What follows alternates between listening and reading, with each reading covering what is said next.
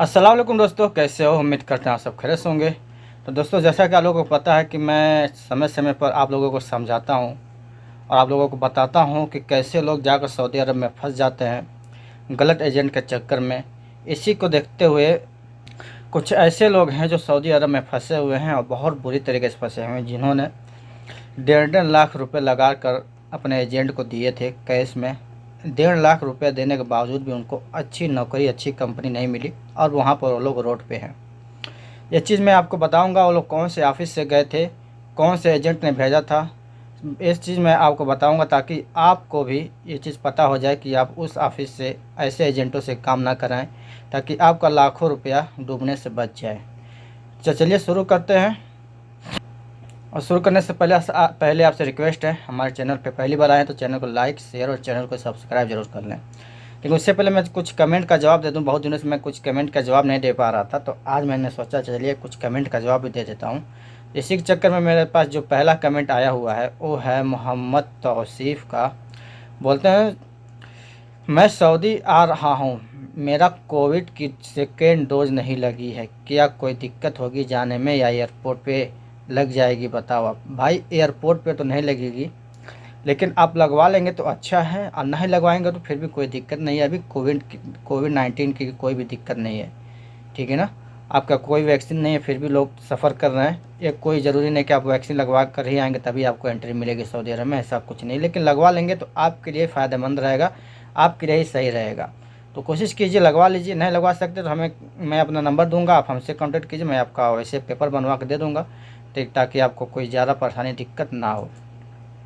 और उसी के अलावा दूसरा कमेंट आया हुआ है असरार का। बोलते हैं, सर मेरा फोरमैन वीज़ा है और 12 अप्रैल को मोफा में अप्लाई किया हुआ, अभी तक स्टाम्पिंग नहीं हुआ है, एजेंट वेट करने को बोल रहा है, अभी तक क्या रीज़न होगा होगा इतना लेट में? भाई, रीज़न बस एक ही होता है, मैं बार बार बोलता हूँ, अगर आपका वीज़ा स्टाम्प नहीं हो रहा है, अभी तो फ़िलहाल स्टाम्प हो रहा है, पहले स्टाम्प नहीं हो पा रहा था, लेकिन अभी स्टाम्पिंग चालू है, सब कुछ क्लियर है, बिल्कुल नॉर्मल स्टाम्पिंग हो रही है। अगर अभी भी आपका एजेंट या फिर ऑफिस वाला आपका वीज़ा स्टाम्प नहीं करवा पा रहा, तो इसका मेन मकसद यही है कि वो झूठ बोल रहा है, उसके पास आपके लिए वीज़ा नहीं है, ठीक है भाई। अगला कमेंट आया है मनप्रीत सिंह का। बोलते हैं, भाई मैंने एजेंट को हैवी ड्राइवर का वीज़ा बोला था, बट उसने पर्सनल ड्राइवर का मोफा निकाल दिया है, बट वो बोल रहा है कि मैं वीज़ा हैवी ड्राइवर का ही लगा के दूंगा। ऐसा होता है क्या सर कि नहीं? नहीं होता भाई।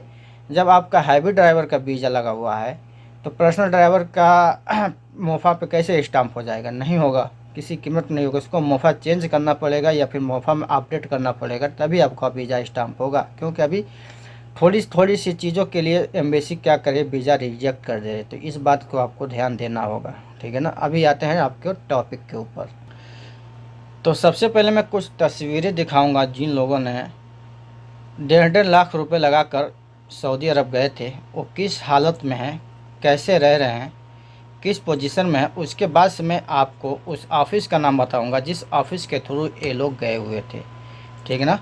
तो जैसा कि आप स्क्रीन पर देख सकते हैं, ये है, देखिए कितने लोग फंसे हुए हैं इतनी बुरी तरीके से, और किस हालत में ये लोग सो रहे हैं। बिल्कुल गैलरी टाइप है, नीचे फर्श पे सो रहे हैं लोग, और बहुत बुरी हालत है, खाने के लिए पैसे नहीं इनके पास। तो ऐसे एजेंटों से आप लोग सावधान होना चाहिए, ऐसे एजेंटों के पास जाना ही नहीं चाहिए। ये देखिए किस तरह से क्या हालत है इनके। क्या ऐसे लोग इंडिया में रहते हैं? अरे इंडिया में लोग मजदूरी भी करते हैं, फिर भी इससे बेहतर जगह पर रहते हैं, इससे अच्छे जगह पर सोते हैं। और सऊदी में लोग 1.5 लाख रुपए लगा कर गए हैं, फिर भी इनका ये हाल है। तो यही इसलिए आप लोगों से रिक्वेस्ट करते हैं, भाई जब भी आप जाएं तो किसी अच्छे एजेंट के थ्रू जाएं, नहीं तो मत जाइए सऊदी अरब। देखिए ये जो आए गए हैं ना, ये स्क्रीन पर देख सकते होंगे आप, ये लोग इस एजेंसी के थ्रू गए थे, ठीक है। ये है गल्फ वैकेंसी, ये एक एजेंसी भी है और इसका एक यूट्यूब चैनल भी है।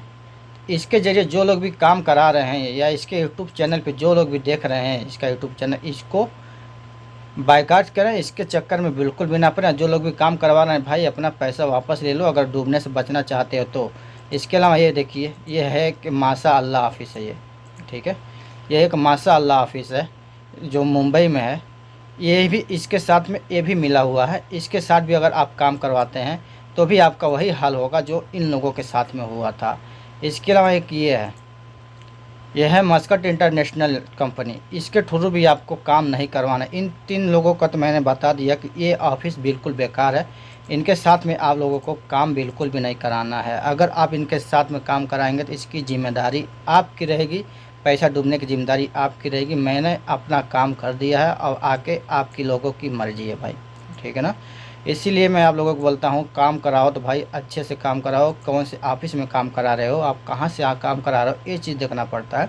आप पता कैसे करेंगे कि आपका ऑफिस वाला काम कैसे कर रहा, अच्छा कर रहा है नहीं। आप किसी भी ऑफिस में जा रहे हो काम कराने के लिए, सबसे पहले अपना पासपोर्ट जमा करने से पहले वहाँ पे पासपोर्ट तब तक नहीं जमा कीजिए तब तक जब तक उसके बारे में अच्छे से पता ना कर लीजिए। आप पता कैसे करेंगे, और उसकी दुकान है, उसकी ऑफिस है, तो उसके आजू बाजू में तो कुछ तो लोग रहते होंगे। ये तो ज़रूरी नहीं कि हर किसी के साथ उसकी बनती भी होगी, किसी के साथ बिगड़ी भी होगी, तो वो उसकी सच्चाई बताएगा। कुछ लोगों से पता कर लीजिए आस पास के लोगों के साथ में कि ये ऑफिस वाला काम करवाता है, अच्छा काम करवाता है कि नहीं काम करवाता है। अगर अच्छा काम करवाता होगा तो यहाँ पर ज़्यादा लफड़े नहीं होते होंगे, और खराब काम कराता होगा तो जैसे यहाँ पर हमेशा लफड़े होते ही होंगे। तो इस तरह से आप पहले पता कर लें ऑफिस वाले के साथ में, ऑफिस वाले के नज़दीक किसी से भी पूछ ले कि भाई ये आदमी कैसे काम करता है, कैसे नहीं काम करता है, सब कुछ क्लियर कर लीजिए। और अगर आप किसी एजेंट के थ्रू काम करते हैं तो इसमें बहुत बड़ी प्रॉब्लम होती है कि एजेंटों का कोई ठिकाना नहीं रहता कि उसका घर कहाँ पे, उस रहता कहाँ पर है।